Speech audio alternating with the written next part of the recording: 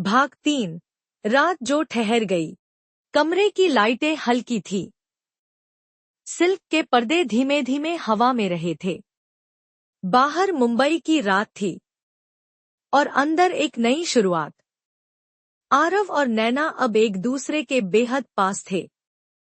सोफे पर वाइन की आखिरी घूंट के बाद खामोशी घुलने लगी थी।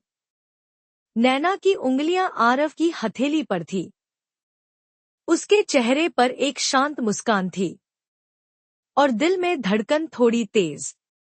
कभी कभी कोई कुछ कहे बिना भी सब कुछ कह देता है, नैना ने धीमे से कहा। आरव ने उसकी ओर देखा। और कोई बिना छुए भी छू जाता है। उनके बीच अब कोई दूरी नहीं बची थी।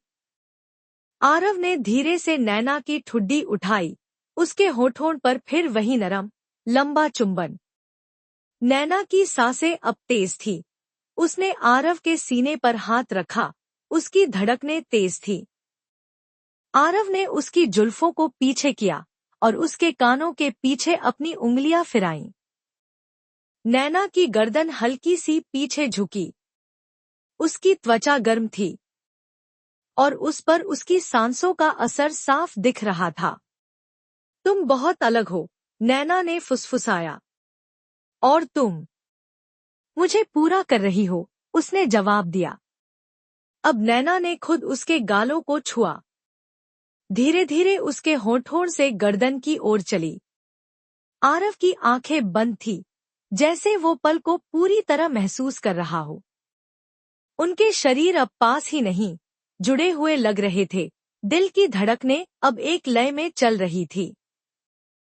आरव ने उसके गले से नीचे उंगलियां सरकाई, धीरे धीरे, आदर और चाहत के बीच की हर रेखा का ख्याल रखते हुए।